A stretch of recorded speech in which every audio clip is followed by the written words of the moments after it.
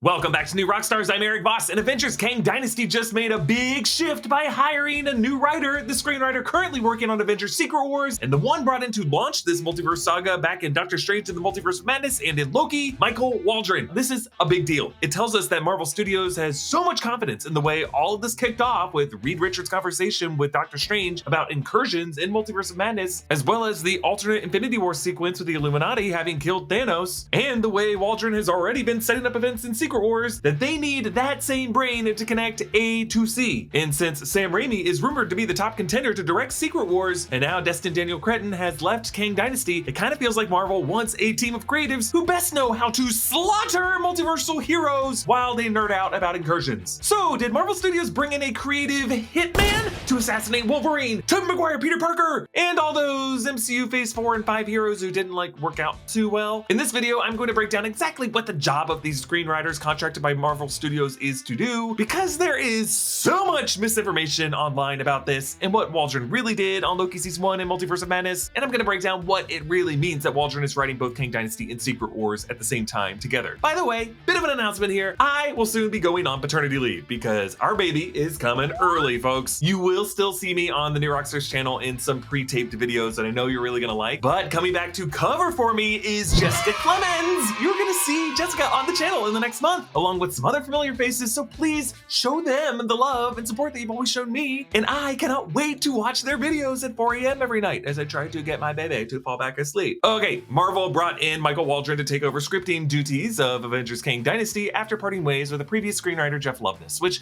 you know, we were all pretty bummed to see because he's also a great writer who I think really did the best he could with Quantumania, and I hope someday we can read whatever his treatment or his outline or his script draft was for Kang Dynasty. But like Jeff Loveness, Michael Waldron first came into Marvel from the Rick and Morty writers room, and Waldron became head writer of Loki Season 1. But he left before the end of the season was fully finished, and we later found out some of the rewrites were overseen by Eric Martin, who is the head writer for Loki Season 2. Now, there has been some very silly griping on social media about Michael Waldron, mostly from people who I guess are mad about some parts of Multiverse of Madness, and some claim that Eric Martin should get these writing jobs and not Michael Waldron. Can we please just stop it? Look, Eric Martin is clearly a really good writer. He's gonna get a lot of work from Marvel and everywhere from here forward. We were not in the Loki Season 1 writers room. We don't know who wrote what, who shaped what, but we do know that that room worked really well together and came up with some brilliant shit. In the Loki Assembled documentary, there are some interesting shots of Waldron standing in front of a dry erase board outlining early versions of episodes, and in that foreground, yup, that's Eric Martin, but running the room, clearly making notes on the board, is Waldron. Though ultimately this was a team effort, and all of these guys know how to collaborate together to craft a story and had to pull away alone for a few weeks to crank out great drafts on their own. That's what Eric Martin did when Marvel nuked his episode 5 idea for Loki Season 2. He basically had a weekend to just come up with a new script draft, and what episode 5 ended up being was actually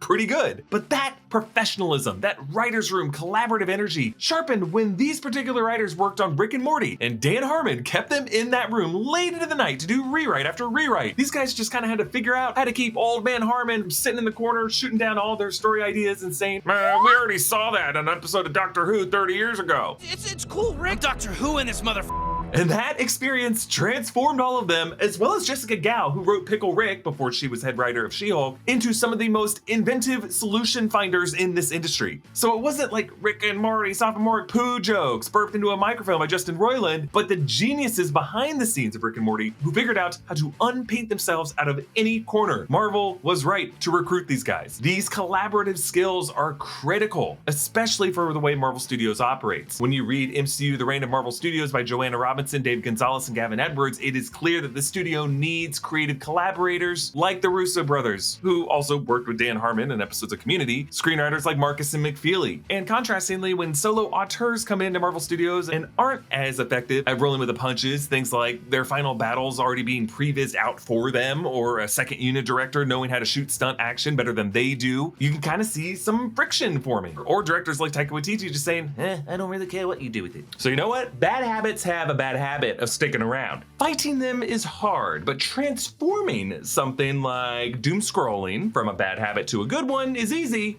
thanks to Fume. Fume makes it possible to replace your bad habits with good ones that you are free to enjoy. It's an innovative, award-nominated device with no electronics, no vapor, and no harmful chemicals. Fume is completely natural, and it uses all natural ingredients to give you a burst of delicious flavored air. And Fume is super fidgety, which is helpful for de-stressing while you break your old habit. Each device has an adjustable airflow dial, and is designed with movable parts and magnets. Using Fume just gives you a nice moment just for yourself. Crisp mint makes my brain think I'm sitting on a porch sipping a julep, and maple pepper gives me a strong weekend brunch vibe, even if I'm just waiting to cross the street. And working moments like that into your routine is a good habit. Stopping is all something we put off because it's hard, but switching to Fume is easy, enjoyable, and even fun. Fume has served over 150,000 customers and has thousands of success stories, and there's no reason you can't be one of them. Join Fume in accelerating humanity's breakup from destructive habits by picking up the Journey Pack today. Head to tryfume.com and use code new Rockstars to save 10% off when you get the Journey Pack today. That's tryfum.com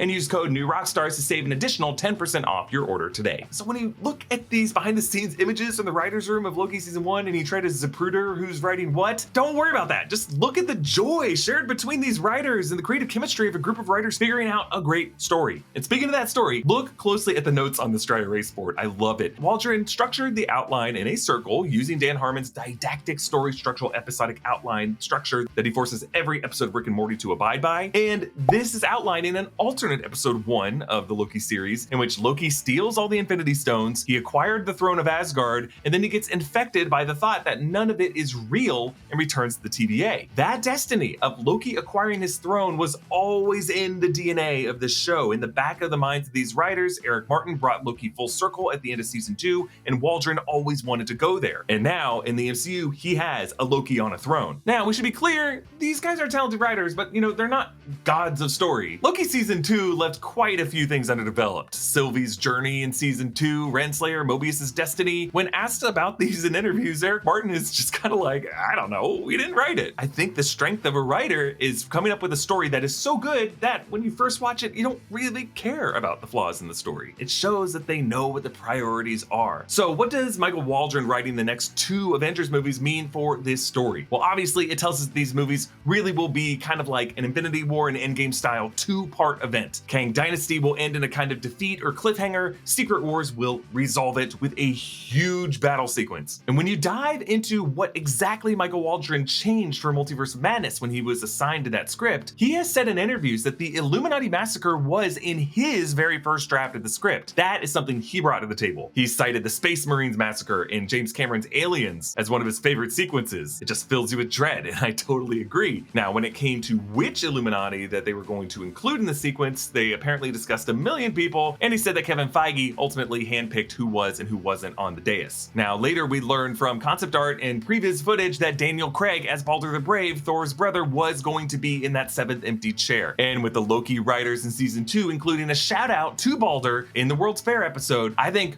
we're gonna see Balder in Kang Dynasty and or Secret Wars. So beyond that, 4 conclusions I think we can draw from Waldron's role in Avengers Kang Dynasty and Secret Wars. 1, Kang Dynasty is going to be a Doctor Strange-centered story, especially if Sam Raimi is coming back to direct these movies. I think Marvel is looking at their landscape and realizing, Doctor Strange is our front man. 2, the dialogue that Waldron wrote for Reed Richards to explain what incursions are, which was adapted from Jonathan Hickman's speech from the comics Reed Richards in the Time Runs Out storyline, that is going to continue to be the basis for the multiverse logic in Kang Dynasty and Secret Wars. Like, we're gonna find out that this multiverse was destined to collide, this is on its natural course to do so, and that each character in the MCU has been unknowingly influencing that destiny. Loki, Sylvie, Peter Parker, Doctor Strange, Clea, Kamala Khan, Wanda Maximoff, they have all damaged the fabric of reality in different ways, but that it was Kang who was the one who exploited that chaos and really encouraged it. 3rd implication, heroes will die. Brutally. We've been assuming that Deadpool 3 is going to be a storyline like Deadpool kills the Fox universe. I think Kang Dynasty is going to build on that and finally show Kang slaughtering Marvel heroes from past eras. In Quantumania, he referenced that he had killed Thor with a hammer. We need to see that happen. I think Kang's going to take down all the big heroes from the past. Maybe a past Peter Parker. Maybe a past Daredevil, who might have been a bit too handsome. And I'm not talking about their necks being snapped by the Scarlet Witch. I'm talking about what Scarlet Witch did to the most lethal of these threats, Reed Richards. Spaghettification, my friends. The way Victor Timely was again and again and again. Kang already promised that he would do something like this, but he described it this way. And I will burn them out of time for what they've done to me. And fourth implication, Loki is coming back, folks. Waldron said in interviews that while writing Multiverse of Madness, he was desperate to try to get Loki in there. Now, this guy has more control over the story. And I think Avengers Kang Dynasty and Secret Wars will be a rescue mission for the God of Stories to relieve him of his Atlas-esque duty by ending the threat of all Kangs across the multiverse. Thank you so much for continuing to support new Rockstars during my paternity leave, and show Jessica Clemens some love as she covers for me. She's gonna do a great job. I'll be back in a few weeks. Thanks for watching. I'll see you soon. Bye.